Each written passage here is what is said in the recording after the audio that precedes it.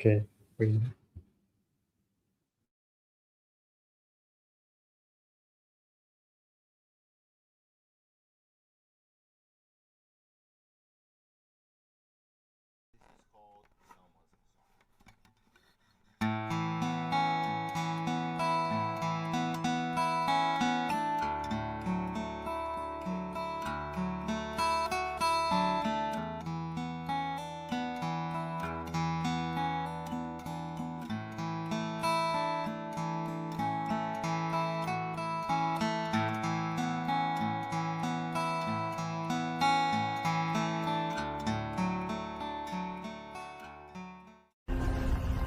The first 3 weeks of the eruption here in Hawaii, crazy things would happen in the middle of the night. A new fissure would open up and it would threaten a new neighborhood. Thousands of people were evacuated from their homes. I started the Hawaii Tracker Facebook group to help people understand what's going on and get their questions answered. Hey, how's it going? We're live. This is Fissure 20. We had hundreds of people all throughout the neighborhoods sending in videos, articles, and images. We spend a lot of time making sure the accurate information gets out. This is live. There's still lava moving. They weren't just sharing a story, they were helping their neighbor. If a family was being evacuated, the group would just jump in and help out. It was huge. They were watching out for each other. Hello everybody, thank you for coming. Thank you for the support from everybody. As we go through this, we're growing closer together as a community. When tragedies like this strike, you really realize how much you need each other.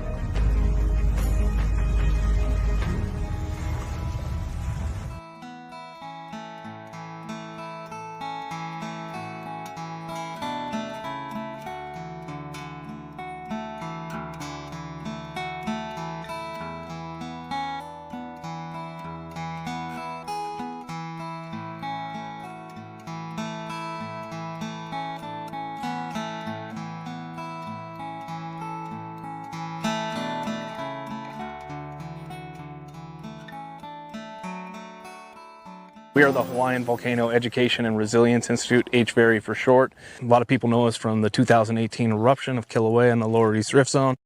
Working under Hawaii Tracker on the Facebook group. Since then, we've been trying to carry on and take the lessons, the hard lessons that were learned during that eruption and try and prepare for the next major disaster that comes to our island. Yeah, and so we do that through two different programs. One is volcano education, and the other part is digital resilience, which we address through online groups on social media. So the way the two programs work together is that the social media networks end up being a distribution pathway for all the information. And having that network in place means we can provide more than just volcano education, but any other preparedness information as well. What we were working for really came about in the Mauna Loa eruption in 2022.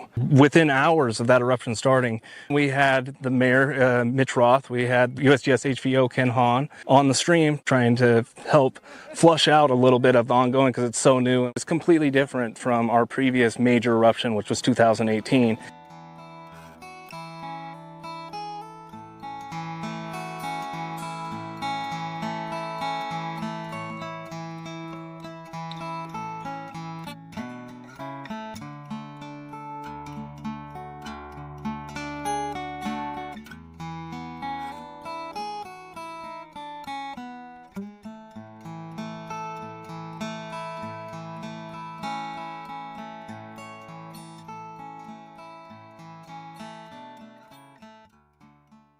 One of the things that Talmadge and I were talking about was how do we deal with social media? It was something we needed to figure out and get right.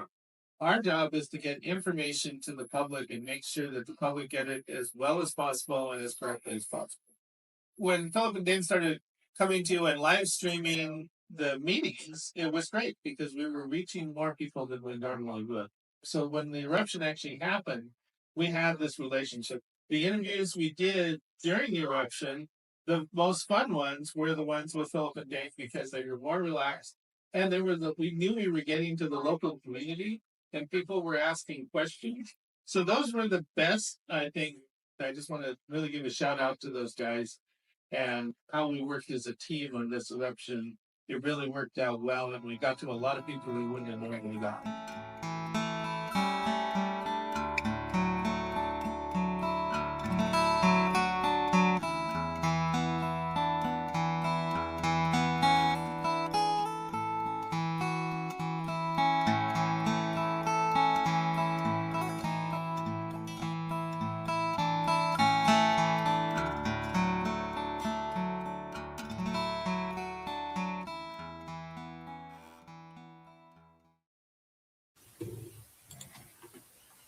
Aloha, everyone, and welcome to our Hawaiian Volcano Tracker for March 13th, 2026. I'm geologist Philip Ong, here with Mr. Dan DuPont. We got Luatori backstage, and our interpreters, Carrie and Daniel, as usual. We are the nonprofit Hawaiian Volcano Observatory and Education Institute. Wait, I'm sorry, I'm tired today. We are the Hawaiian Volcano Education and Resilience Institute. How are you doing today, Dane? Doing good, yeah. Yeah, less tired, but we're bracing for some weather impacts here, and those impacts were already kind of felt with the last episode, but we'll talk more about that. And we got some special stuff lined up at the end, so with a bunch of the observations from Hawaii Tracker, as well as the Two Pineapples community and USGS's video feeds, including the fall of the V1 camera. Right, another webcam goes down, at least temporarily. We'll see here. But last week we were talking about exactly this weather coming in and the episode happening at the same time. We had episode 43, a little bit before the weather, but not before the winds. So maybe a little bit, maybe we got off a little bit easier than we could have there. Who knows? Yep. All right. Well, you want to get into it? All right. Yeah. Let's get ourselves situated here and get ready for our summary. And push the button here. All right. Aloha, everyone. This is our Hawaiian Volcano summary for March 13th, 2026. After the expected 22-day pause, Kīlauea Summit Eruption produced its 43rd episode on March 10th between 9:17 a.m. and 6:21 p.m. With two fountains active, both in north and south vents, you can see here in this time lapse from the B1 camera that put out this big flow that wrapped all the way to the eastern part of the crater and covered maybe 60% of the crater floor by the time all was said and done. Let's look at the V3 camera and how it captures this eruption. You can see that there wasn't much precursory activity. It began only an hour before the main fountains and quickly ramped up to fountains from both the north and south vents, both of which exceeded 1,300 feet at their maximum heights. Here is the KW camera that's on that northern side of the caldera, capturing the fountain on the right, this big flow into the crater floor as well. But you can notice in the early part of the video, lots of these black specks across the screen are the tephra fallout that impacted the area north of the caldera and to some degree all the way to the eastern coast of the island. Otherwise, the lava flows themselves were contained within the summit caldera in Hawaii Mountain Crater, as you can see here. This most recent map from earlier this month with statistics through episode 42. Episode 43 had reports of tephra, as shown on this map, mostly on the eastern side of the island here, and from a little bit north of Hilo to the Kalapana area in the south, although it was not equal everywhere. Here is the SO2 satellite capture, showing that big release of gas that drifted upwards, carrying the tephra and its proximal part, its close by part over here, and then drifting off to the southeast as it got higher into the atmosphere. So closer to the source, this is the Uēkahuna overlook. This photograph from the national park is showing the depth of tephra cover all the way halfway up these benches with the restored overlook. Cars in the area pummeled with that tephra as well. This was not as bad as episode 41 due to a little bit weaker winds in the upper level there, but still was enough to carry this fine Pele's hair and other glass fragments as far as Hilo, where you see this picture was taken on the car windshield here. So not as bad as 41, but still some impacts to the east. Fountain height, as we mentioned, were around 1,300 feet or 400 meters. That's continuing a recent trend of double high fountains that has put out large volumes. In fact, we're in the top 3 of volumes thus far with this most recent burst of about 12 million cubic meters. And given the duration of time, which was 9 hours, that still puts us in this very high discharge rate regime, similar to episodes 41 and 42 there. After the volcano finished its fountaining, which we saw captured in our ground tilt monitors through this big deflationary drop, exactly the same magnitude as we had the previous time. and then has started to recover since then, rebounding in its upward trend, suggesting that the next episode will arrive, according to the USGS, between March 28th and April 12th, subject to change based on the updated data, of course. In between these fascinating episodes, we still have fog coming out of the volcano, and given the winter weather pattern and southerly winds, that fog can disperse to anywhere on the island. However, it also will clear out fairly quickly because of these stronger winds. Finally, we have earthquakes still ongoing on Kīlauea. They are at their normal background rates under the summit and south flank and Ipahawa zones, and nothing really worth highlighting actually. And that's our Hawaii Volcano summary for this week. All right. I realized partway through there I don't have my pointer set up, so I'll have to do without my today, Dane. Yep. All right. I don't have one either, so. I'm not special anymore. All right, so let's go to our hazard summary and talk about that first. And start off showing you guys some of these time lapses from these high cameras. This one on the side of Mauna Loa, just above the cloud level. Kīlauea is down here under these clouds, and I'll play this for you guys for the morning of the 10th. And this was a basically all daylight hours episode. And there you see that big burst going upwards, and then you see it leaning over to the left of the screen here as the day goes on. We're having it looping up, so there's that first burst straight up, then it starts leaning over, and that's when you start seeing the impacts of tephra fallout in the communities, mostly to the north of the caldera, and then with finer stuff falling to the east. Here's another view. This is from Mauna Kea, looking to the south, and in this field, Kīlauea is going to be all the way over here. So let me play this, and you can see there's the cloud. There's some weather comes into the saddle, which makes the tail end of this loop not as useful, but there I can zoom into that piece of the video here. You can see that tall cloud rising around 9-10 o'clock in the morning, leaning over to the left there. And one more from a high mountain, this one from Mauna Loa, and this one is got a little bonus here at the end. So starting off, Kīlauea is over here on this left side once again. There is that first burst. It gets lower down, and you can't really see it leaning over. But overnight, here comes the weather, and look at that. We have a snowy Mokuāweoʻeweo crater the next morning. So let me put that one for you guys one more time. Zoom in on that cloud over there. And yeah, this prompted a little bit more alerts from the USGS. We'll get into that here in a couple minutes. But keep going, just to mention this is the satellite Sentinel-5 capture of that SO2 cloud. You can see how it's blowing offshore here to the southeast. And we did mention in our summary here, the tephra map. This is a capture that was captured at the tail end of the eruption. And so you can see here the plus signs are where there were reports of some size tephra falling, and a minus, I believe, are there's not stuff falling there as well. So you can see, ignoring the minuses, that we have an ocean view report all the way to the southwest as one outlier, but everyone else over here in that eastern side, right? And not everyone in the middle of there really reporting it either. So a little bit hit and miss. You can see here in this area. Yeah, and this was using that new is tephra falling submission form that the USGS created, and doesn't get advertised as much, but there is the if you change the last word to map instead of form or whatever it is, it changes into this map so you can see it. I didn't find any other way other than just knowing that existed.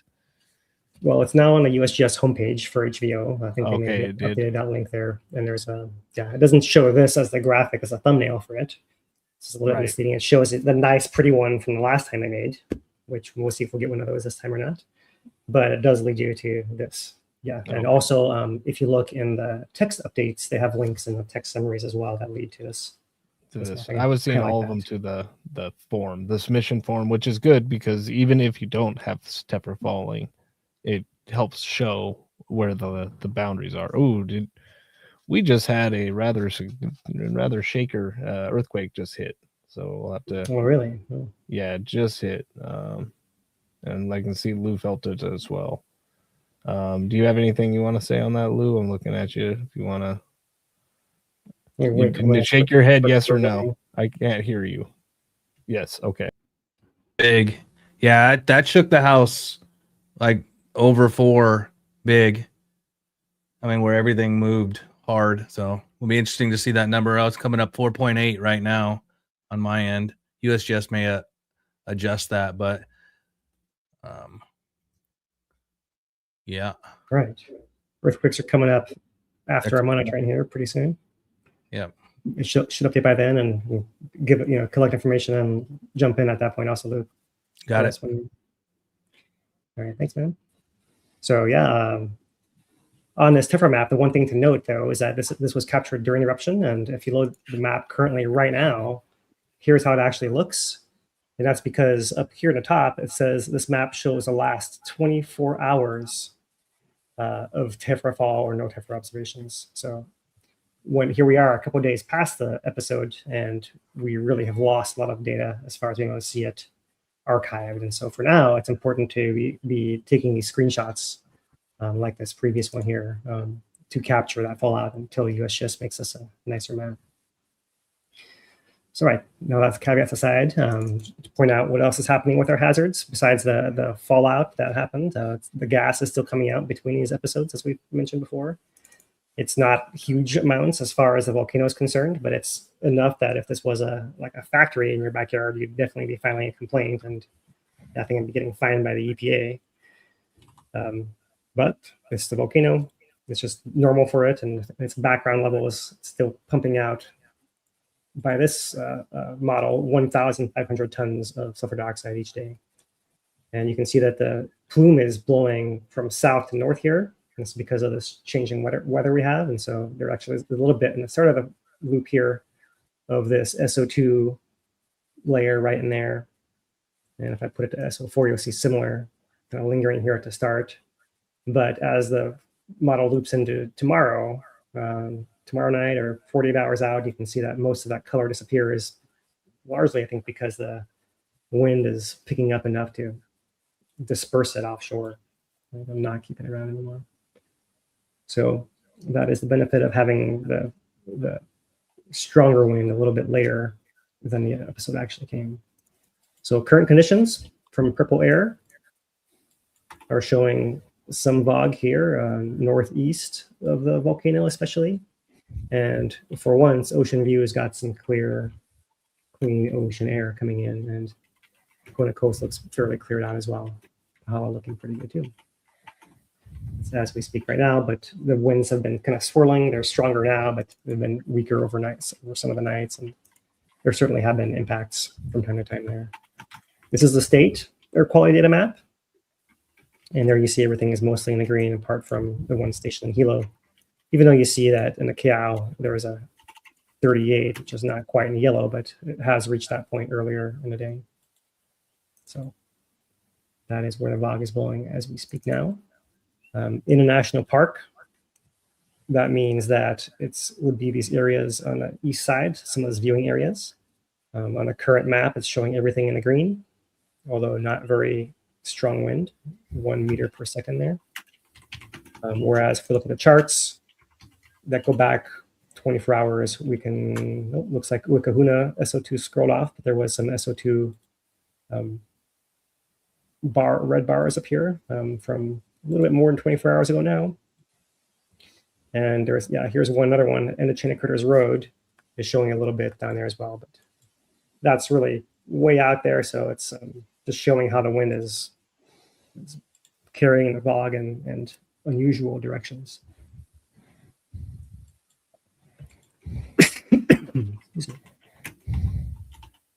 All right, so with that, let's go over to some let's see, to our monitoring. We'll do next.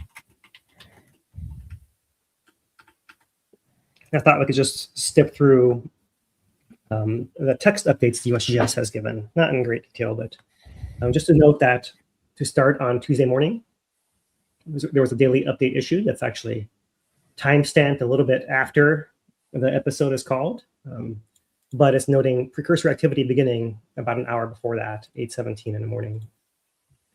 And they also are noting, as we've been talking about for the last week, the National Weather Service special weather statement forecasting strong winds from the south, along with heavy rain. Right, that's what we are expecting, and it's in the update there as well.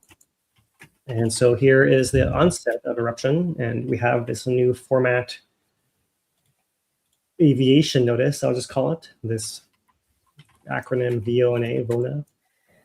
Now it's all in block letters, and this is stuff that is in this format so that it can be plugged into the airline communication systems already, right?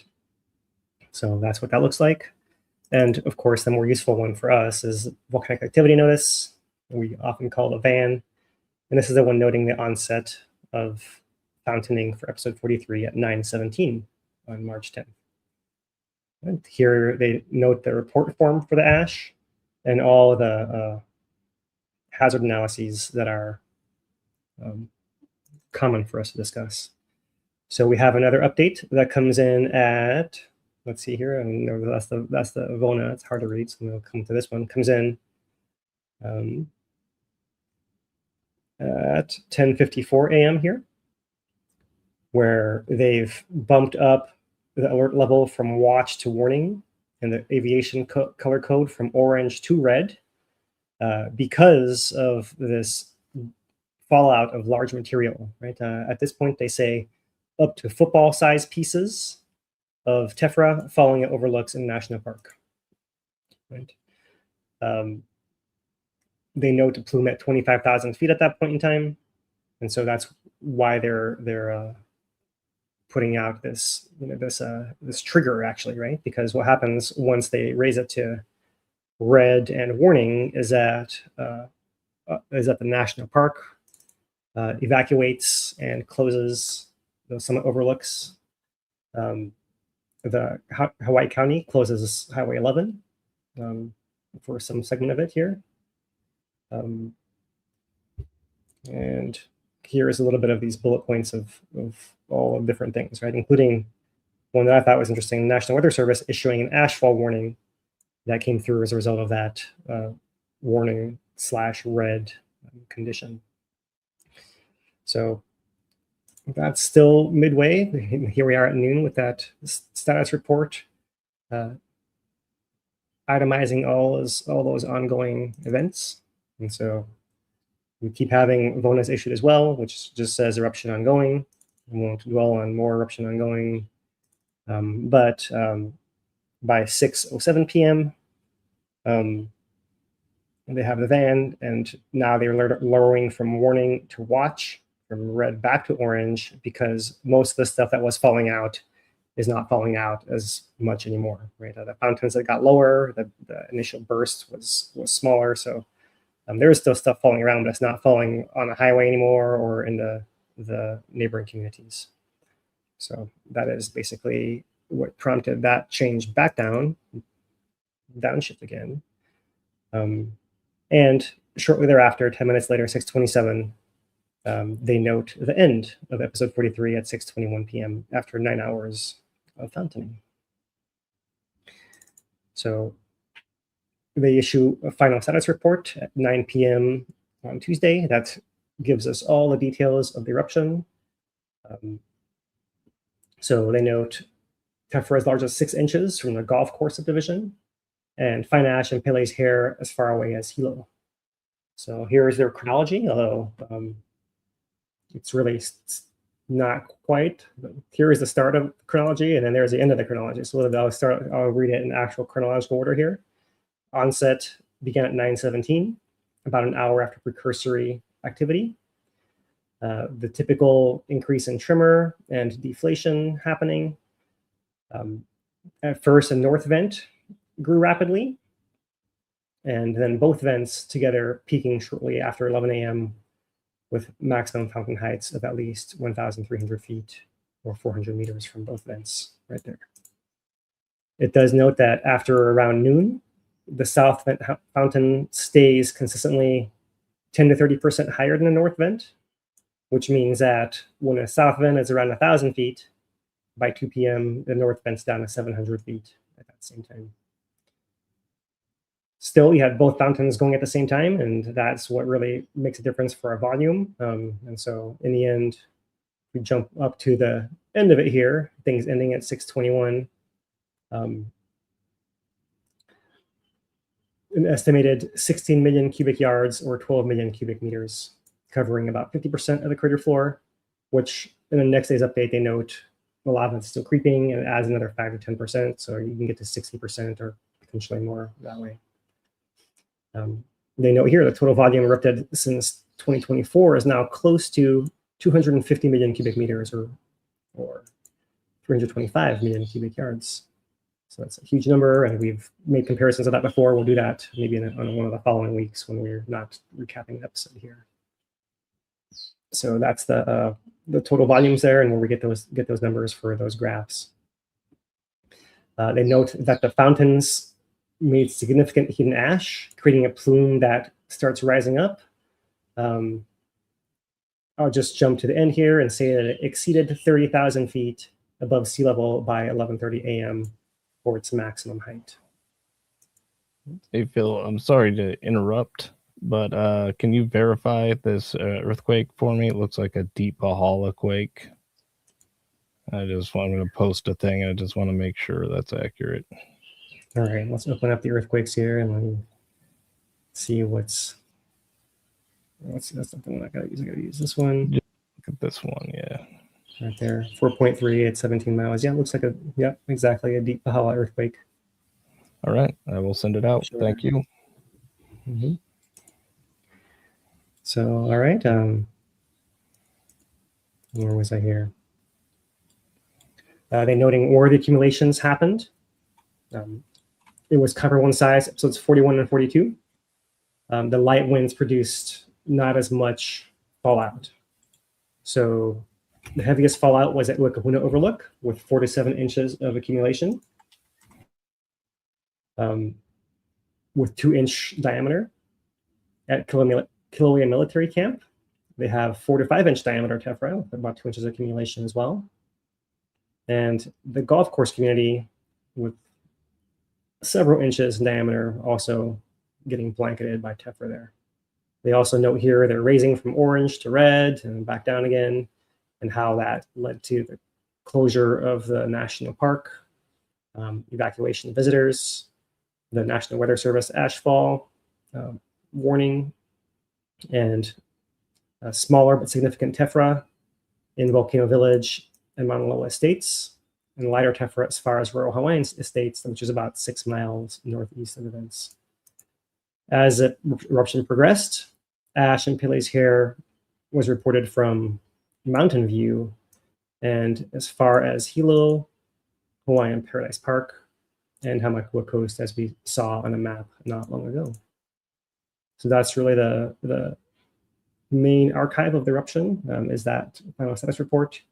And I'll jump ahead to today's update, where they got more specific on their first shot of the forecast window and putting it between March 28th and April 12th, given the current inflation rate.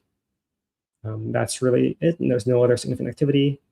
Right here, there's this line. See, this is in Science Report tephra map for episode 43 here, and here's one of those places to find that. It's not just I don't always look at the front page of the Kīlauea Volcano USGS page, so it's sometimes hard to find things on there. I think this might be the easier place to go look for it on this status report. Also of note, crews. There were some updates about the V1 camera being damaged and scheduled for repair. And today they note the crews accessed the camera but determined it suffered internal damage and will need to be replaced. So unfortunately, damage there, but sound is still active. It looks like, I'm not sure if they replaced it already, but we do have an image coming in that we'll see here in not too long. So that's the text update. Just to look at more visual form, here's our fountain heights. And so we're still in this high output phase. Not quite our record, but it's in that top 5 grouping of our tallest fountains. Volumes, it looks like we might be number 3 here, and rising from the last couple there. Our duration has been fairly consistent here. A little bit of variation. Sometimes it's closer to 11 hours. Sometimes it's closer to 8 hours. But here we are, not too different from the most recent ones. And that means that the discharge rates overall, the duration over that, the volume over that duration, is giving us similar numbers as 41 and 42 as well. So not the record as far as that, but all of these over here in this zone up here are all significantly higher, about twice as high as this other population. That's what we were used to having early on. So we're still in this most glorious discharge rate era of the summit eruption. One interesting thing is the pauses have also been getting longer. We're actually putting out so much lava each time that it's taking longer to recharge it, even if it's doing it pretty fast. So here's the pause length where we might be tied for the longest pause length here, pretty close to it. This most recent one between 42 and 43. And even though it looks like maybe the pauses are getting longer, you might be wondering, oh, does that mean it's slowing down? I put this graph together, which is on one side showing how long the pause is in days. And on the other side, how much did we deflate the previous episode, as in how much time will it take to recover if the rate was fairly steady. So I fit a line through here. The best fit line, that would be like the steady rate refilling, for example. You can see sometimes it comes a little early, sometimes it comes a little late. This is when it says 41, this means the pause between 41 and 42. And so here is the most recent data point. Between 42 and 43 actually fell right on the line, just about. So even though it was one of our longest, if not the longest pause, it was expected to be that duration because we had 33.7 microradians of deflation during that episode 42. And in fact, episode 43 had exactly the same. So if you had to just guess based on this, you would say it's going to be another 22 days from March 10th. So that will put it right in the middle of that window. And so we'll see if it goes a little faster, a little slower. There's adjustments that can happen. And that is an interesting thing to note there. Otherwise, in monitoring, we can look at our regular raw data here. There's the Uēkahuna tilt in blue for the last week. There is a big drop and an instant rebound. It's hard to see the little variations and deflation cycles on this scale. But this does allow us to compare all the week-long graphs to each other. So the same left to right time is the same for both graphs here, for example. And so sometimes you wonder, are there more earthquakes happening before the deflation? Looks like not necessarily. Are there more happening during it and after? It's kind of not really obvious either. Maybe right during it, you have a little bit of a break in earthquakes, if anything. But otherwise, there are other times there are breaks for other reasons as well. So nothing too exciting to note any earthquakes there. Our average is 30 per day long term, so really 40 to 20 is not that off of that range. And here's our map distribution with the shallow summit caldera events still ongoing. This closest part of the south flank, directly southeast of the summit, most active, still ongoing as well. And there was actually a bigger earthquake there this past week as well. And then still we have these deep Pahala events, of which we just had another recent one a few minutes ago that Dana and Lou were commenting on. So that's the earthquakes in map form and cross section. It's worth pointing out there's some of these green ones right in there, green, green, green, and some of these blue ones right in here. Those are the deeper ones, part of the source underneath Kīlauea that's separate, but perhaps connected to the Pahala cluster. There is a cross section, so depth versus longitude right there. And there is that Pahala zone, and maybe it connects off this direction. But here is that root of Kīlauea, which we've seen active over the last almost 2 months now, with all the shallow South Flank events clustering above it right there. So there's the last month. You can see many more of these blue dots added to the green dots. You can see how there's a separation in space between the ones right south of Kīlauea and the ones further closer to Pahala. When you look at it in cross-section, you can more clearly see there, that's that cluster directly under the root of Kīlauea right here that may be connected, but the magma chamber is right above here in this cross-section. So a little bit more activity, and if anything, you'd say that it looks like there's plenty of options to feed magma into this volcano to keep this thing going. There's no reason for it to stop based on any of these signals that we're seeing here. For the last month, we can see here the last 2 episodes now, because If we're taking 3 weeks to recover, then we might be lucky and catch 2 if we catch the right window right here, but we're getting, that's not that far off, 1 a month. So here is your last one and our more recent one. And you can note there that this value is slightly lower than it was before. So there's some adjustments happening between episodes too. And we were wondering whether these 4, 5 deflation inflation cycles here would affect the onset of this next episode or change its pace or what have you. And as I just showed you in the graph, the actual 22 days is what you'd expect based on that average rate.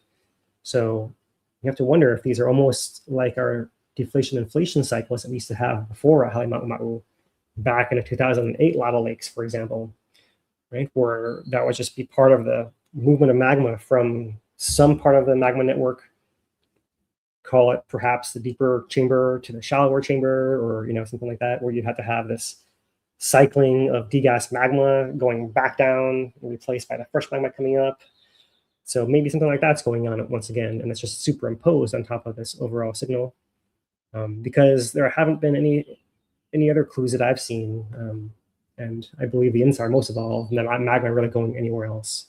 It seems like it's still building right under that summit area, and if anything, it's very consistent in that.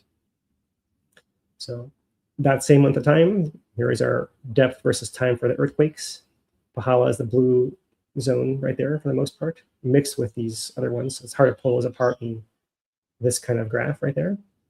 But most of these reds and oranges are Kilauea Summit and South Flank, and they do sometimes cluster a little bit more. So it seems like there might be a cluster right there and a little bit right there and maybe right in there as well. And you can see that in this case, they are corresponding sometimes to these deflation inflation cycles. Other times there seem to not be any correlation. So it's really a little bit of a mystery still exactly what's going on there. As deflation inflation cycles have always been really a little bit of a mystery. So continuing, earthquake counts per month, still right around that average of 30 per day background value. And you can see sometimes higher, sometimes lower. For the last 3 months, you can see this pattern of recovery a little bit more easily here, and how we've had this 2 now pretty similar, and really the third one, 41, 42, 43, being fairly similar in their amount of deflation, but a little bit more, maybe a little bit longer recovery. And so the question now will be, do we see this deflation inflation signal as early as we did here post episode 42, or do we go back to the pattern we saw every other time, which was it goes up more steadily and then it starts doing its deflation inflation cycles closer to the end? So more to watch and try to learn from. For the whole eruption back since December 2024, there's how the pattern looks. So here you can more easily see how we had that first burst for the first few episodes of establishing the system, and then we're having a slower decay, seems to stabilize and flatten, and then we've been now decaying again, once again, where the tops of these peaks are getting lower down on this graph paper, further in time we go. So that is the pattern we're seeing there. For the last year, the earthquakes per week, and you can see the peak of events here that was pre-episode 41, when there was some talk about potentially magma finding new pathways and having potential intrusions elsewhere in the summit area. So that's still possible, but we're not seeing anywhere near these levels of earthquakes like we saw back here pre-episode 41. And even that one, if you look at the last 5 years, earthquakes per month, it shows up as just a tiny little blip. And none of these numbers is anything near what we saw earlier in 2024 with eruptions on both the southeast and southwest rifts, or back in 2023 with the summit eruptions, or all the way back to the 2021-22 era as well. So really, it's got a nice path out to vent out its pressure when it's ready. And that helps the earthquakes be reduced as well, unless something is changing. So all this earthquake talk, let's come back over here and let's see if, maybe I'll start with this one once again. Looks like since I last loaded it, it's now a 4.4 upon review at 18 miles depth down here, Deep Pahala. That's the largest earthquake of the week. The next one is a 3.1, 15 miles down. over on the Kona side. You see it over here, kind of between Hualalai and Mauna Loa on that western flank. And otherwise, I'll maybe do the top four. We have a 2.9 event at 3 miles depth. That's a very typical south flank event. Right there it is, right on the edge of the Pele, the big normal fault scarp on the edge of the volcano there. And the other 2.9 is down here, Deep Pahala as well. So that's the winter one that just happened while we were on air. So those are earthquakes by size, and then having them colored by depth. So all the deep ones that are 20 miles deep or so are all in blue or purple if they're above 40. This is kilometers actually here, but you don't get so many other greens. Yellows sometimes, yellows and oranges, more the south flank, and the reds near the surface where you have adjustments due to magma. So looking at the island, we see these background events over here. North part of the island, actually, if I scroll over, I think there was one all the way on Maui. Yeah, there's a 2.8 on Maui here, 1.5 kilometers down. That also happened that day of the eruption. Adjustments as well. All this land is adjusting all over the earth all the time, and more so when it's been over a volcanic hotspot and moving away. So that's what you see kind of around, as well as in the centers of Kīlauea, which we've discussed already, and you can see those same patterns here. Summit events, deep feeder events, and south flank events. Pahala over here. There's that big one. Otherwise, there also are some shallow events on Mauna Loa, and we've heard the USGS talk about how the tilt meter is now responding to the changes in GPS as well. So magma is still shallow within that volcano, recharging, having reestablished that shallow system following the 2022 eruption. It now appears clear. But it's not stressing and pressurizing that magma chamber enough to cause big numbers of earthquakes. So a few earthquakes here and there. It's just showing us that it is active and moving and adjusting and is able to do that without catching anywhere and leading to whole swarms of earthquakes, which would be one of the next signals of when it actually is ramping up towards an eruption. So not there yet. We just know that the magma system is active in Mauna Loa from the earthquakes here.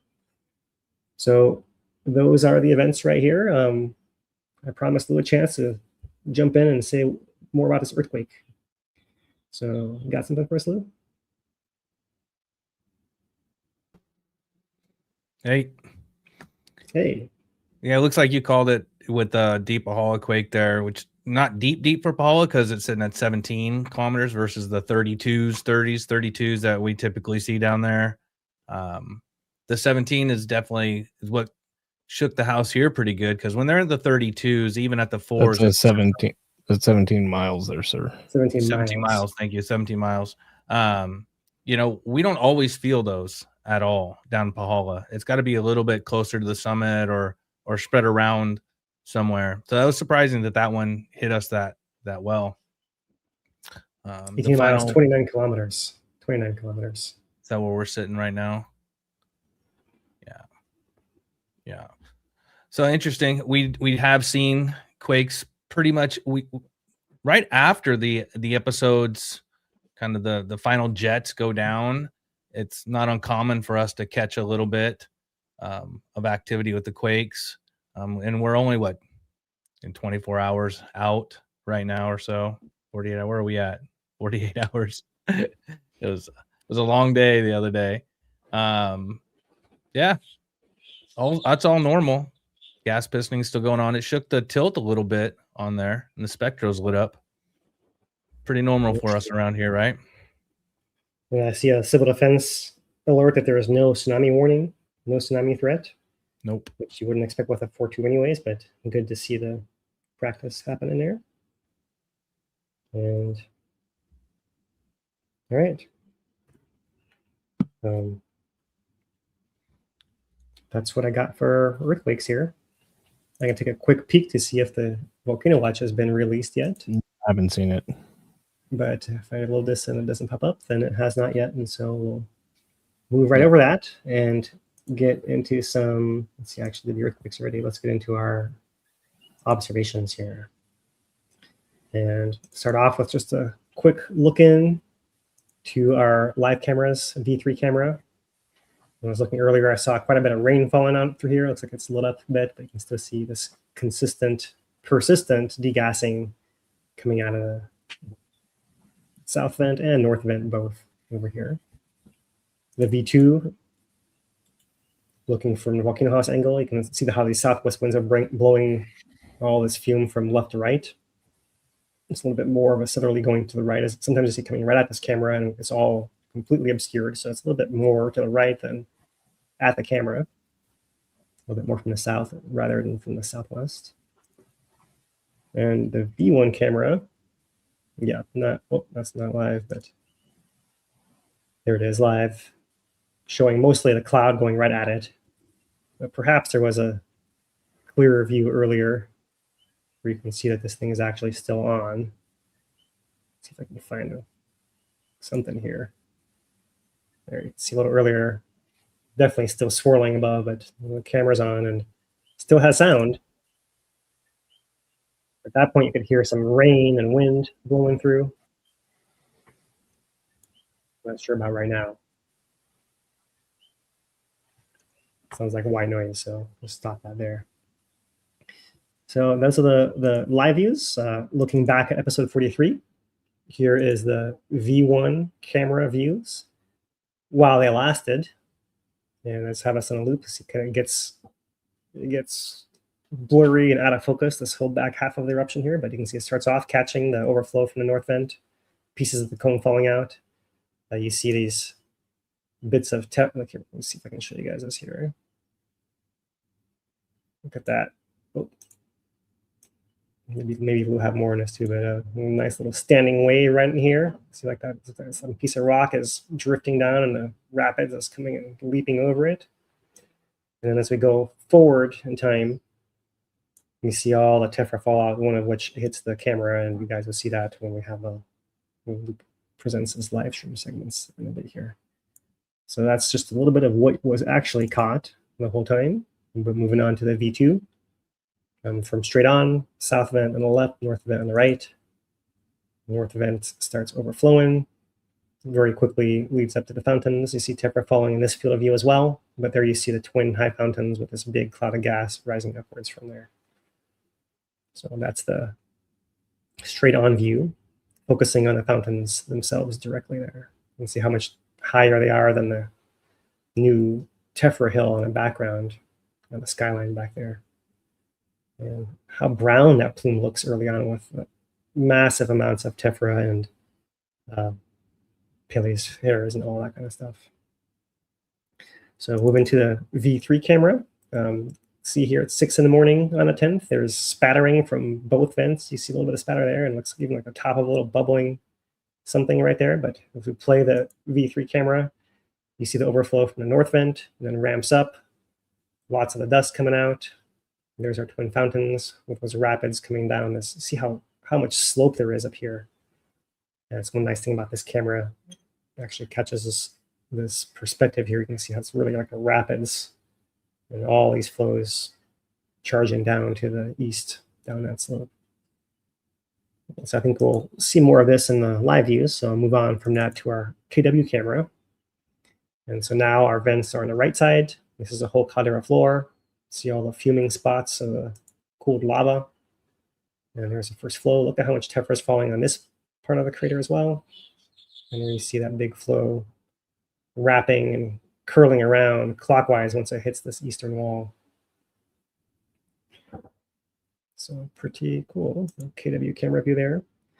Moving to the thermal view, similar perspective, not quite as wide an angle, but there is a fountains, there's a flows wrapping around. Doesn't matter if it's day or night or how rainy it is. And coming forward into the next day, you can see there's still some movement happening and even some crestal overturning happening in some of these thicker parts of the flow near the vent here. So that's mentioned in the updates, I believe, as well. And finally, I'll come back around here to the K2 camera. I mean, I guess I should probably mention the B1 once again. Let's put the B1 back up here. And what's interesting thing is you see the winds come in almost swirling here in the middle, and the fountain begins. You see the winds change to be from left to right. fountains high and then dropping in size, fall out, and then this big lava flow as this last phase of the emplacement. And the lava getting put into place here. So B1, this might be my favorite one of this perspective. You see the fountains there and the lava coming across a crater, and this might be the view you would have had if you were able to be in the park when it was not closed, of course. So that's the B1. And finally, the K2. This is the one at Uēkahuna Overlook. Showed you guys that picture of the benches. Those are right here in the foreground. There's all the people coming in to try to see this eruption. Tephra starts falling. They all leave because they're evacuated out of there. Eruption keeps going, and eventually they come back there. But this is the fallout zone right in that overlook. And yeah, from that, we can come to our USGS release of photo video chronology of episode 43, Eruption and Fallout. Let's try to make some of these photographs bigger. And there we go. So the fountain and tephra and the gas cloud there. Some statistics. Once again, tephra fall and the gas cloud. Really rising vertically into the air a long way. Maybe that's too tall. So I'll put it back this way here. You know, different views of those fountains and high gas clouds. Here is the maintenance done on a camera. I'm going to keep flipping it back here and get these other ones bigger here. Right, appears to be the V3 camera there. Solar panels, electronic box, cables, tripods, rocks on it. Right, so pan tilt zoom model. Checking out the fountains. A little closer view there of the V3 camera doing its job out there. So looking at the top of the fountain, the sides of the fountain, we haven't mentioned it yet, but there is the intermediate vent pops up in the middle here. That's something that really you need the live stream view to see. It doesn't pop up as well in the time lapses, but that's coming. Look at those big rapids coming down that slope through the lava channels. A really incredible landscape eruption there. A little bit wider view there. Camera installation and big flow wrapping around here. So continuing, another nice wide view of that flow covering the eastern part of the crater floor. And once again, the benches. So there is the bench, the rock benches at Uēkahuna, and how much tephra is on top of them. And on the ground, you really can't see any ground anywhere. So that took some time to clean up. 4 to 7 inches of accumulation total right there. This is the Kīlauea Military Camp. And it's a little bit dark, this picture, but this is a road here in the foreground with a curb, and this is all big grass field, except you can't see any green on it anymore since it's all covered in rocks.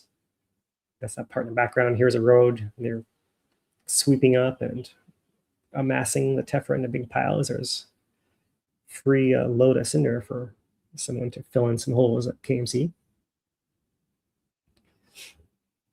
There it is on the car, on top of the car, all through the windshield wipers. What you would not want to do here is push your windshield wiper button. You gotta get that all off of there before you turn those things on, or it gets all scratched up. And fortunately, the owner knew about this, and it's noted in the caption here.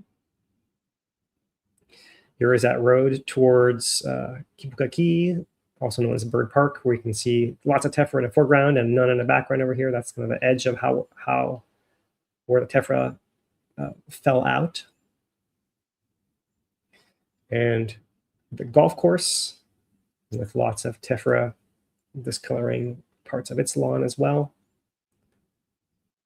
The road at coming up to the golf course by Volcano Village. Here they cleared off the highway by this point in time, but here's what's left on the side. And with the heavy rain that occurred that same evening, washing through a lot of that stuff immediately and making these little gullies, and see, that was really interesting to these geologists. And once again, here is this supposed to be a grassy field that's really all rocks at this point in this photograph. really foamy reticulite, like pumice-like rocks, but still all falling from the sky during the fountain. This is the old historic Volcano House Hotel building, now the Volcano Art Center, one of the Art Center buildings. And combined tephra from episode 41 and 43 on the roof, and mostly 43 on the ground here below. There's another Volcano Art Center in Volcano Village, showing how much is in the parking lot over there.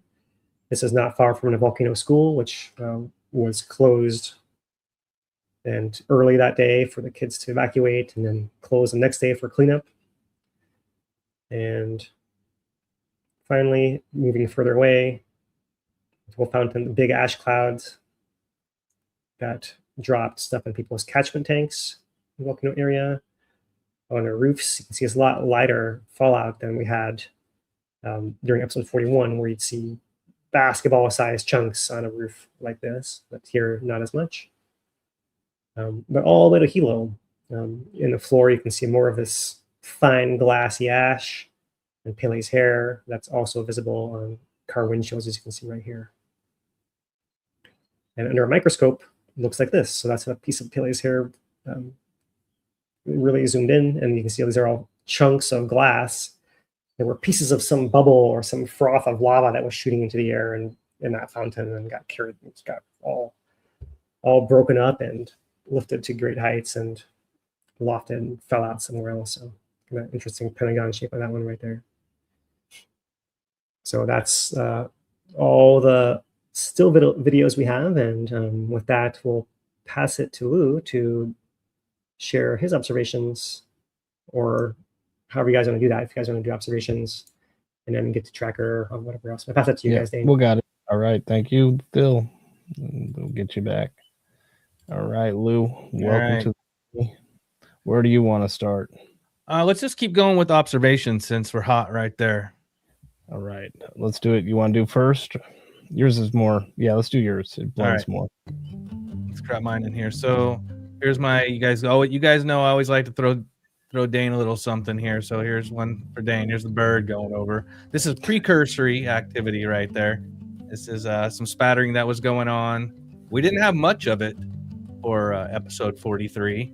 A few days of flames, few days of spattering out of both vents. And then that morning at 6 a.m., it really wasn't talked about too much because 43 started up, but the south vent did have an overflow at 6 a.m. on the 10th. And then we went right into the north vent, overflowing there. Yeah, but there wasn't a lot of pre-build up to this one on the surface. Usually we're dealing with days of messing around precursor activity. This one kind of started and just went.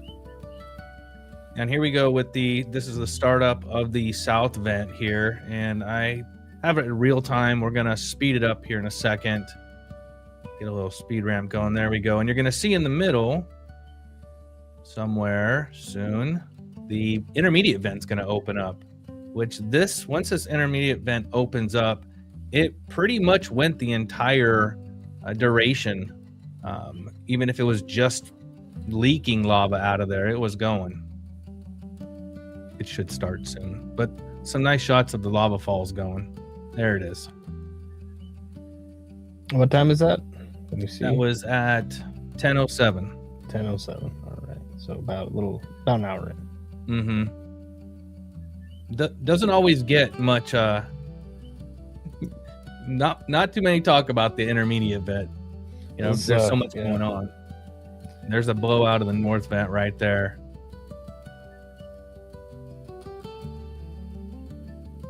God, that north vent looks really close to that intermediate at this point.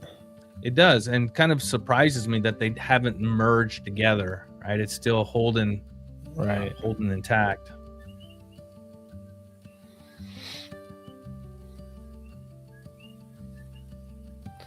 Yeah, and then you can see just the wind direction, right? That was really the story of the day, is look at that, all that dust and the lack of wind too, because there were some parts where there wasn't any wind, it felt like, at the surface level. And you can see it right there, right? Right. Like nothing is really getting blown around. And that's the purpose of this clip right here, is to kind of show what you're talking about, how there really wasn't that much wind that we could see down the surface level. And all eyes were over at what the V1 was doing the whole day and how it was sounding. Right. The V3 kind of got overlooked a little bit, but there was a lot happening over there with this. Yeah, and what wind there was up high was from the south, right? Right. So that's why we got a lot of the deposits, I think. But yeah, it was very localized, this. And you can see that intermediate event in there. All right, here's the time lapses. Phil's already shown them. I threw them in here anyway. Zip right through these. Let them run. Yeah. You can see right there, the wind's going, no wind, going straight up. What were we at? 25,000 feet? Huge plume, but it's you can see all the clouds, their movement coming from the south, going north, and that's where a lot of the deposits ended up going.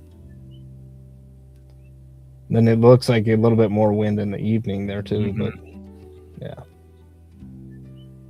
yeah, about, I don't know, 7 o'clock at night, 6:37 that's when we started smelling the fog down lower parts of Mountain View. Right, you can. Otherwise, see. we didn't catch anything all day. But there were gusts, right? There were some gusts that came through. Mm-hmm. All right, here is the V1 cameras. Last moments. Everybody's pretty much seen all this, but I do have some audio of it getting taken out right there. Yep. Clank. That was the first hit. That wasn't the final blow of it, because I'm gonna speed things up here, and HBO tried to move it around, maybe to get it back into some type of viewing. The pan tilt zoom thing. Yeah, it was going for it right here.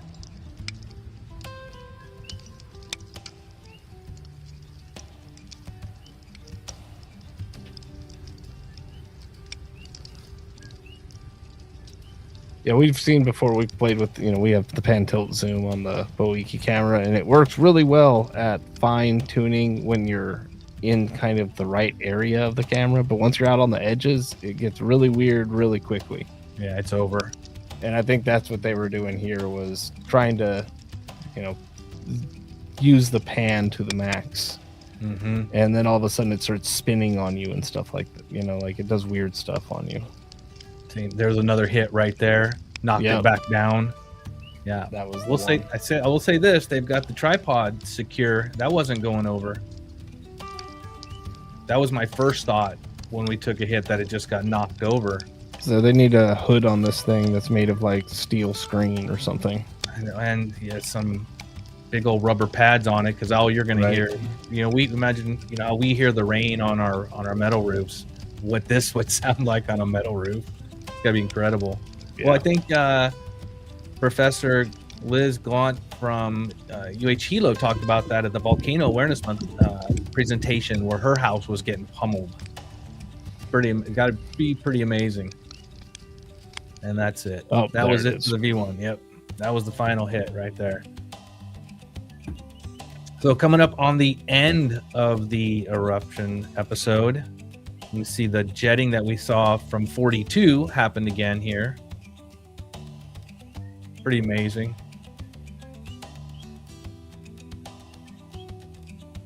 So that's coming out of the V3 camera. And there it is. Yep. We got one more coming. Oh, look, I wore Dano out. Hi, Carrie.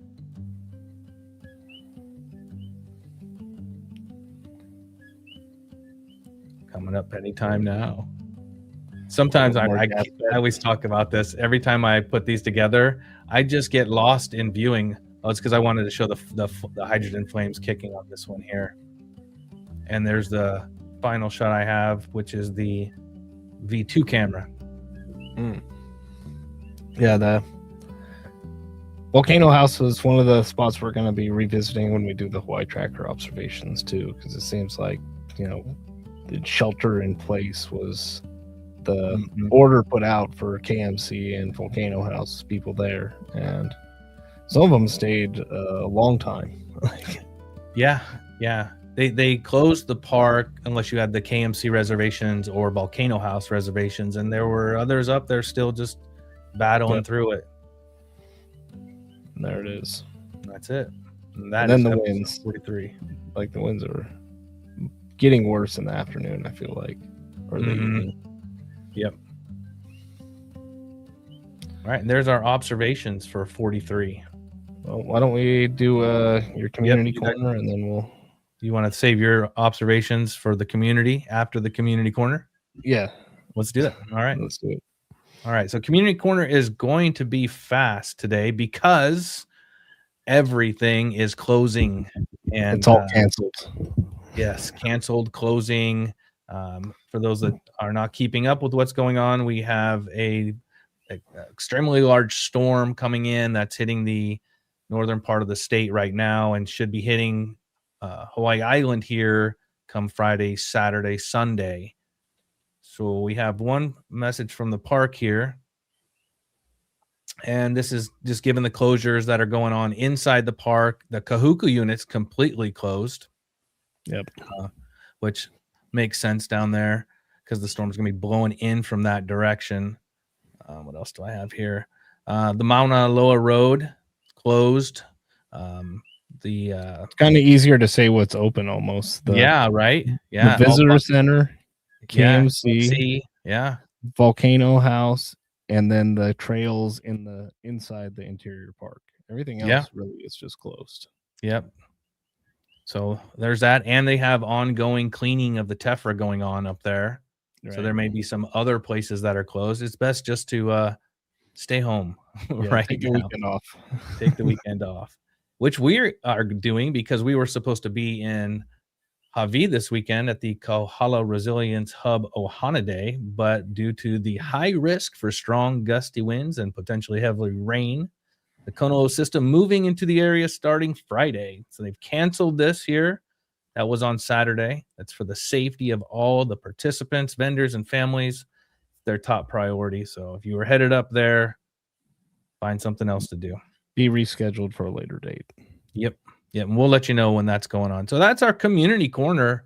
The storm is the talk of the islands right now. Talks about 100-mile-an-hour winds up on the summit of Mauna Kea. But right. So we were talking about that, right, Dane? And I was blown away that they were up there. And what was the record? Yeah. So I remember that we had some real strong winds up there. 100's not that crazy for the summit. Marin, who's one of our mods, can testify to this. But in 2019, there was something like 190-mile-an-hour winds, not recorded, but thought to have been. Like it was too strong, or it was 190 miles an hour, 191. That's incredible. Crazy. That's incredible winds. Incredible. All right, let's have you do this. Go ahead and start our thank yous. Yeah, well, I would like to thank the Vai Grant Program, but also the Kīlauea Recovery Grant Program for helping fund this, our volcano education, but also our digital resilience and their support for our youth development programs. We also like to thank everybody that tuned in today, the likes, subscriptions, the shares, all that stuff. I know people talk about it all the time. It really does help the channel get out there to more people on YouTube. We definitely need that support to get out there to more viewers. So we appreciate everybody that's here today, that's sticking through with us, that feels so inclined to donate. We do take donations over at hveri.org/donate. Show that on screen there now. And we take super chats as well, but that's all, we just enjoy y'all being here. All right. So Volcano Watch is out, and Phil wants to talk about that real quick. So I'm going to bring him back. Thank you. Yep. All right. Hello again. So yeah, we just checked it, but now it's coming across the wire here. Volcano Watch this week, episode 43, new fountain height record and tephra fallout on communities. So the first thing to note here is they are now saying that the south vent reached 1,770 feet high, 540 meters high, a new record for this eruption. And in fact, 540 meters is another number come up, and it's matching some of the previous high fountains in other places as well. So that's really quite up there. The other thing to note is they released the pretty map that I was asking about earlier. Here it is, with a tephra fallout continuous in this maroon color and in this yellow color. It's class bigger than 2 millimeters or 1/16 of an inch. And Pele's hair is this lighter tan color. So the full area of fallout is all across here and a little bit more intense right there. Let's zoom that in. And really right around the national park, really across the caldera into Kīlauea, and just the rim to the golf course area is where that heaviest fallout occurred, right in there. So that just thought that was worth showing here, and then just to highlight a little bit of what they're talking about in this article, which we will have posted at some point soon. They note more than 200 reports submitted in total. The first ones coming in from the nearby national park areas around 10:30 a.m. By midday, they start coming in from Mountain View, then from Keao, then from Pahoa and Hilo around 1 o'clock. And then finally, they start getting in from Hamakua Coast around 2 o'clock. So farthest were from Kalapana in the south to Lapahoihoi in the north. So that is the distribution there. They say that that raises concern for residents who rely on rooftop rainwater catchment systems. So what they note here, one main concern is fluoride, which can coat tephra particles and then dissolve into the water. Testing found that fluoride in catchment tank water after episode 41 ranged into small parts per million here, well below the EPA threshold of 4, so quite a bit lower than that. So it is something you want to avoid, but you can see it's not like it's going to immediately poison your water, having a little bit of tephra on there. Still, you don't want it if you can help it. So that's other. That's that's one contaminant, fluoride, but also other contaminants potentially. It could be arsenic, cadmium, all these nasty heavy metals. Although they were too low to detect in episode 41 sample. This is different from what we saw in Leilani, huh, Dane? In the catchment tanks. Yeah, catchment tanks, I think it had to do with the duration, though, and the proximity was the real thing, right? The tanks were within maybe 100, 200 yards, some of them, of the eruptive vent, and we saw dramatic fall off of the heavy metals in particular with distance, right? So a mile out, 2 miles out, that's, the majority of the stuff is already dropped, so to speak, of the heavy metals and stuff. That's at least what we saw in 2018 with Evgenia's research, Ilianinskaya. Yeah, Ilianinskaya. Yeah, good point. Yeah, so yeah, the proximity and duration both, right? Like, this was 9 hours each time. We've had it twice now for those unlucky enough to catch it twice, right? And this is ignoring all the earlier fallout of Pele's hair on the golf course, which we were hearing about even last year. So it's that is what it is, right? So there's always something falling somewhere, but now it's bigger chunks, and we're a little bit more sensitive to it because of that. Yep. All right, back to you guys. Want to make sure we covered this. If I had realized this, that would have been our headline: 1,770 feet high, new record for the eruption. It's worth us highlighting one more time here. All right. Well, thank you, Phil. And I will get Lou back in here for the finish it off. All right. Hey, does that mean we're making a new thumbnail? Is that what that means? All right. Let's see which one I need to. There we go. All right, so this is going to be a compilation of the stuff we've pulled off of Hawaii Tracker. If you're not a member of the Hawaii Tracker group on Facebook, recommend checking that out. Whole bunch of people from the Big Island and professional photographers among them like to contribute their stuff there, share information. So really provides a lot of situational awareness of these episodes, and we get a lot of really cool footage. So let's go through some of it, starting with Rodelia. Submitted this one. Yeah, you can see already the tephra falling and getting people. This is filmed from Volcano House. A lot of stuff is going to be filmed from Volcano House, especially as the eruption progressed and the park closure came into effect. Yeah, you couldn't go much further. Right. But we did have Alyssa over on Kennekekoi's side. Have some. You can see the double fountain going, and that south fountain, just how tall it is, right? That's that. Mm-hmm. I'm not sure when in the eruption 1770 was recorded, but that is a tall fountain. We have Dakota with another view of that south fountain, and also some view to zoom in on all the tephra and just how many particles are up there. All different sizes. You know, with no winds again, that tephra mountain back behind did not grow much. Yeah, much comparatively. The other times when we have that wind at ground level pushing all of it directly onto it, yeah, it builds quick. So that was from Dakota. Oh, that's not good. Uh-oh. Here we go. All right. Looks like Rodelia again.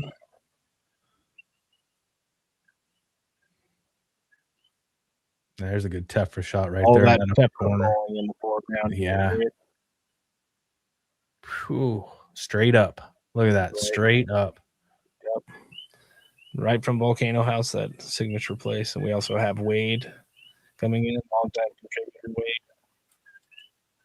Look how that south fountain, though. That's got to be about when it was 1,700 feet. Look at that thing. You know, always it's conservative with the first estimates, right? Then we see them revised up usually. Yeah. As they have time to put something out there and make sure, you know, and they're more confident in it. They don't want to just throw out a big number, just like 2,000 feet, and then actually 1,500. Like, it's better to revise it up. It's always better to add later than to take off. Right. So after park closure, right, people were still out filming from where they could. That's a great shot. Right. It looks, I'm not sure where this one's filmed from. Could be from a few different places with how high it is. Right. I could see this even be Volcano Golf Course with a crazy zoom on it. Yeah. I don't know. It might be back on the highway. I'm not sure. But yeah, that was on Tracker as well from Dylan. We have Jason Orbits, who put up a little bit of a compilation here for us. He's got some cool things throughout this, including the giant jets and a little bit of the build up to it. But hugely, yeah, it's really impressive now just to know the true height of that thing. And that's also why all that tephra, you know, made its way so far too. It's about fountain height, and look, then it goes to gas jetting. Can you guys still hear me, by the way? Yeah, we got you. What do you got? Yeah. So wasn't there at some point that south event fountain got a little bit inclined as well? It seemed like I saw that in one of the live videos. So it's interesting, like how much was coming out of there, the pressure, and we saw an intermediate vent, so huge amounts of pressure, maybe changing the shape of that thing a little bit to maybe focus it and let it reach that extra high record. Yeah, really cool. All right, thank you, Jason, for that one. We had some Warren submitted some photos, some videos, including the build up. This was one of the only build up videos that we had from up that on the angle. Side. Yeah, not much from this angle. So pretty cool to see that. Just wanted to show that lava dome, and really when it gets to this dome, it's only just a matter of time, especially when it's sustained for 30 minutes or such. But I also wanted to show some of the tephra that's going on, including looks like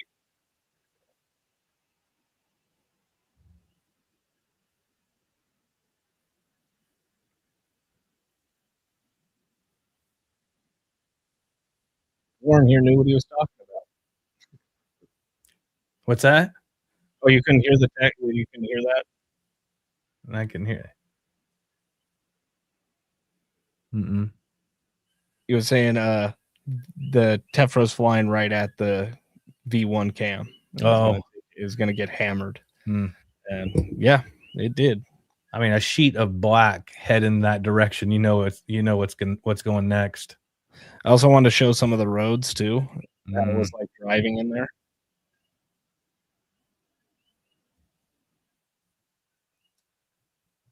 Everybody's gonna go. The road's doesn't look pretty good.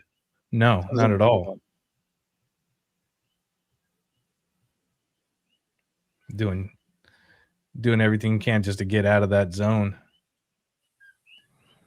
Right. And you can see this is still early, right? This is as people are getting kicked out, and look at all of it already. That's Kīlauea overlook. Yep. So we had all these types of videos, right? We have tons of videos of the same event happening from all different angles, right? And we can cross-reference things, right? And that's really the key to being able to figure out, what's accurate, what's not when you come to, social media.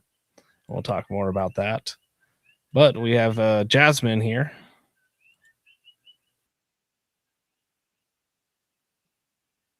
I'm not sure where this is from. Is that out where you and I were going down the highway? No, because there's like bike racks on the side. It sure is, huh? So it's somewhere in the park. Huh. And I'm just not sure where that is. Is that guy wearing a hard hat? Yep. Smart. I mean, yeah. I mean, it's time to pack your parka, your mask, your goggles, and your hard hat. Smart. He's got 2 pairs of sunglasses and the hard hat. Somebody was ready. Just needs a mask. Is that Drew from the USGS? Looks kind of like Is that Drew? I don't know. Maybe it's not. It looks a little bit like him, doesn't it? That's funny. It's a funny freeze frame. All right. So we also had reports coming from Kelly, who was in the park. So let's check out one of her reports.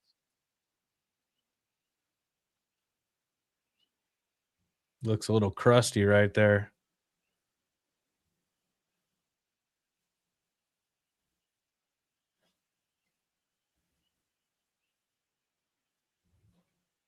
What you saying, Dane? Can't hear. Yeah, we can't hear it, Phil. Can you hear it? No, we can't hear it. Oh, I don't know why. It should be able to hear That's what she's saying. She's saying Pele's hair, glass particles, it covers all the benches inside the park. That it's really foggy in there. This is, I think, the day after she's there. So after it reopened, you can see the road has been cleared off at KMC. Yep. Yeah, that's definitely not day of. Look at the road. It's saying only open to KMC, though. Everything else is closed at the time of this. So thanks for that report. Also submitted this as well. And lots of tephra crunching, essentially. Just showing the Volcano Village, the road out there by the golf course. See the golf cart sign. And just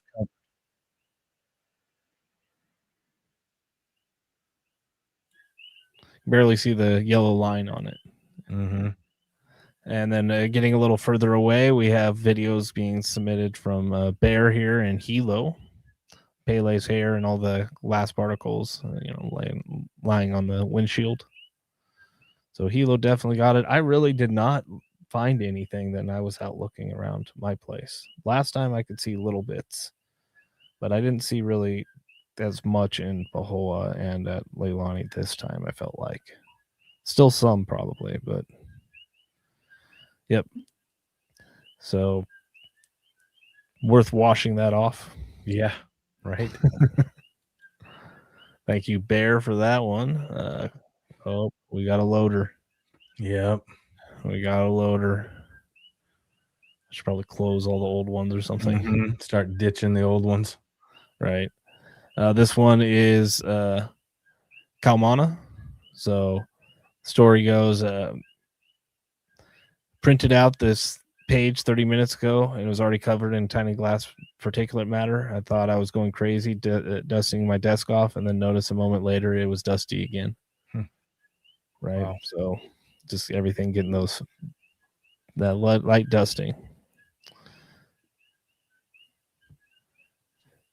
The invasion has ended, sort of. It's all over the yard. It's blown around. That was one of the things I found when last time was a friend I know was 2 days after we were having wind and it was dry. And he walked around the corner of his building and the wind threw some of it in his eyes. And it caused an eye infection too. It was all inflamed, all kinds. It was nasty when I saw him. And he was just like, yeah, everything was fine. I walked around the corner and the wind just blew it right into my eye. So even afterwards, you're not in the clear, so to speak, from this dust. Yeah, we've experienced that a couple times in the park with the wind blowing tephra that's stuck in the trees, as well as down here, little bits of tephra that finds its way out of the trees eventually. All right. So moving on, we also had this one from Hakalau. Again, light dusting, little bits of Pele's hair, shows the extent reaching to the north of all of this fallout.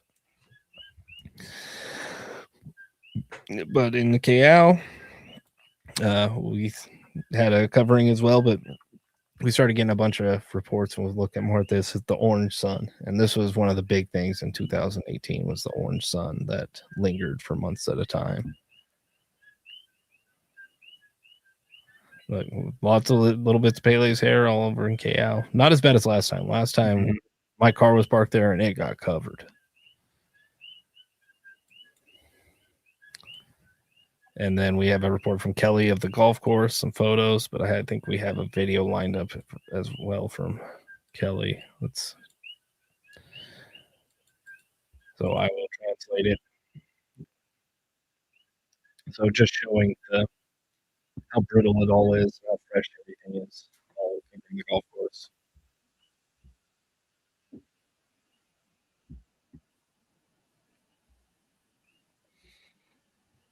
Just crushed it. So brittle. Just crushed it with the foot. Was that reticulite wrapped around that piece of tephra? Yeah. Look at the golf course. That's a tee box. Those are tee boxes. You can hardly even tell. Right.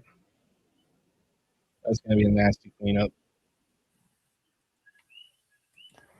And another shot from Alyssa of that tephra. This one over on the Kanekikoi side. But there was a lot of coverage. These were the west side of the caldera, and all of the buildup. I'll bring up one of those photos on the benches up at Uēkahuna. Yeah. That's a lot. That's a lot. It's going to try and, if it keeps doing that, it'll try and build a mountain there. We know that how that goes. If anybody wonders why they have to close that area, there it is. That's why. Yeah. You don't want to be out in that. That's a lot. But yeah, let's look at this, the orange sun, right? And it was really pronounced in 2018 on the west side. Every sunset was just this orange sun that was really hard to capture how it actually looked on film. So we have a few of them in here that were good, so I felt like showing those. Doing this one from Rob with his drone. You can see the plume out in the background over there. Nice Pretty shot. Cool shot from I think this down HPP. Yeah, area. Looks like it. But we have one over from the other angle from Bob Martin, showing that from the Ka'u side, looking at that plume. So had a little bit of, different heights doing different things going on with it. Pretty cool. Thank you for that, Bob. And then some more of the orange sun from HPP as well. One last one of the loading screen. All right, the orange sun from Dean here. Pretty cool shot, this one. All right. So with that, we get to the video I've been wanting to show, and this video blew up on Hawaii Tracker. We had a whole bunch of good videos and images, and we just watched how many videos of tephra falling, Lou, from the sky? 20? Yeah, at least. Yeah. Right. Maybe so this more. video is just another one of the tephra falling videos taken from KMC, but this one got 3.2 million views on Tracker and brought in thousands of people that have never interacted before with any of our content. And we let's just go ahead and show it, and then I'll show some of the comments that are coming in. Right, so this is still early. This is when right at the beginning. You can see just how little is accumulated yet, but it's still on, right? We're still in the eruption. You have some people with umbrellas and, walking through. Show it one more time here because we're going to talk about this clip for a minute. While this is playing, one of our viewers here, Ninth Island Gina, I saw her in the chat yesterday or the day before, and she said she's coming over again. She comes over a few times a year. She's actually packing with her a car cover or tarp, like to cover her vehicle while she's over here. I thought that was actually a pretty good idea with all the different things that you should have. The hard hat should be in your bag now. Maybe wouldn't hurt to have a 10 by 12, 10 to 20 by 20 tarp for your car. Right. All right, but that's not what we're here to talk about. What we're here to talk about is AI generated imagery and stuff like that. All right. Go ahead. So this is the one thing I wanted to show was this video in particular, and then I'm gonna show the comments that we were getting. This is just a small sample of the sea of comments that were coming in. Hot lumps of ash would be falling on everybody. We indoors, running. Why aren't people running for shelter? This is AI. Rocks hitting people in the field, untouched AI. Right, 1,000 comments like this. And this is one of the issues with the AI content in general, is that, yes, it is realistic and stuff like that, but people are losing their ability to tell the, real from fake, both directions. It's not, they're just mistaking AI generated content for real, but they can't look at footage that's real and show that it's real. That if you don't have experience with it, you think it's fake. So we just showed the cross reference of 20 videos of this thing, the same event happening from all angles. All of them look the same, right? The only difference here is the people and the reaction. Yep. But a lot of people would take that reaction to justify why it's fake. So they're saying, why if rocks are falling on you, it's like, okay, they're not rocks, so to speak. If you got hit by these things, you probably not, you might not even notice depending on the size and where it hit you. So one of the things I wanted to do was, since this one, we know what the real looks like, let's look at what the AI version of it looks like. So we know we dabble, Lou and I, in AI arts and image generation and video generation. So we took this photo of KMC, a real photo, and we're like, all right, rocks raining from the sky. Let's do it. And this is the AI generated version of that same thing. It's too bad you can't hear them because they're actually saying run. Yeah. I mean, there's so many things obviously wrong with it that it's just comical, right? But when people see this, the people not running means it's fake or something. So that's, a new thing we're going to continue to encounter, and AI gets more and more integrated into everything, is this people assuming things are fake that are real because they just don't know it. They just don't understand it. Yeah. All right, rant over. All right, good. I got my AI up here too for us. I didn't show during community corner. So we'll go ahead and throw this up there. It's gonna get loud. This is not real. This is an obvious one. You see that tag in the bottom right that says VO? Yes, that's a clear indicator right there. Clear indicator. The dog cat. There you have a dog cat. Well, it is a dog cat. It is. It's a very special Amazing. moment. Amazing. You like how the umbrellas are hooked through the collars?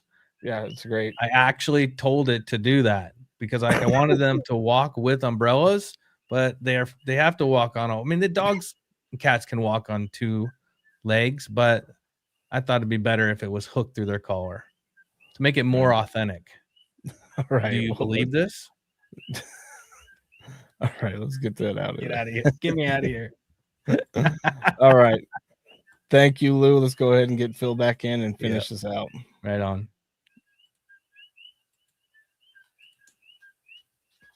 Welcome back there. All right. Yeah. So that was really interesting, especially that AI segment there at the end, huh? Yeah, I mean, it's one of those things you wish you didn't have to talk about, but after I cleared out about 2,000 of those comments from Tracker with the help of our moderators, thank you, moderators, for helping with that.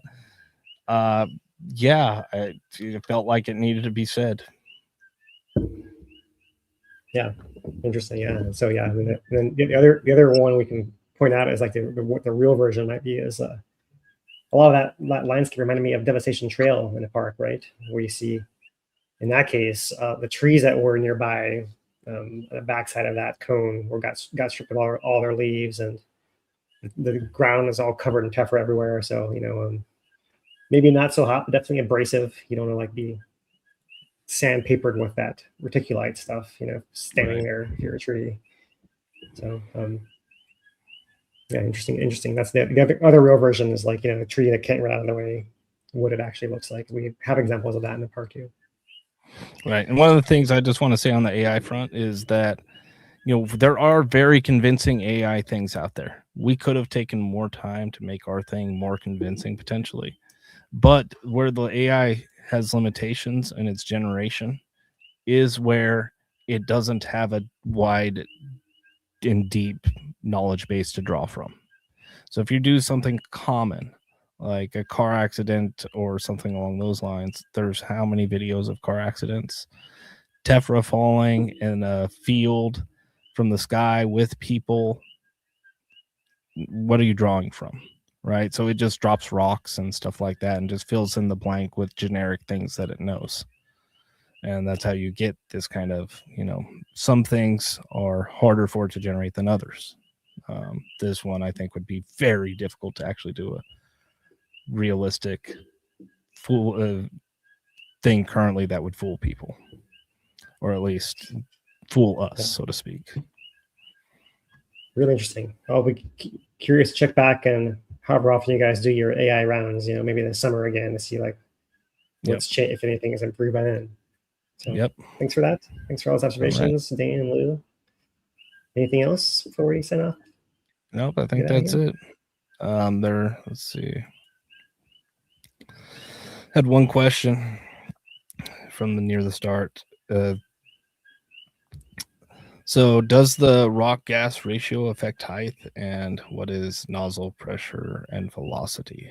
I assume we don't know the exacts on the last one, but they're high. Yeah, absolutely.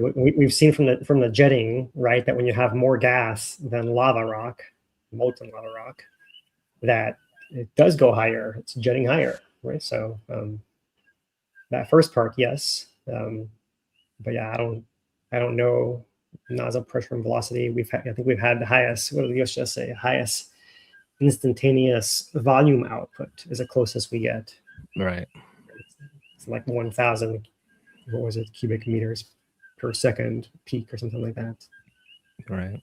At whatever time that was. Yeah. That. Yeah. At one time. Exactly. Right. Yeah. And as I mentioned before, and we saw, the intermediate vent opening up, the nozzle shape changes over time, sometimes catastrophically and sometimes more gradually. So that also is why you see these differences from shooting straight up, from jetting, sometimes leaning over and not leaning over anymore. So that's interesting stuff. All right. And that does it for questions, I think, hopefully. All right. Well, we'll have more time next week to catch up on anything we missed out on this week. We expect about 3 weeks to go into our next episode. So give us time to reflect and look back and talk about these things some more. But since we've gone on for a while already tonight, we'll call it here and plan to see you guys again next week at Thursday, 5 p.m. Eastern time and regular time. What else, Dane?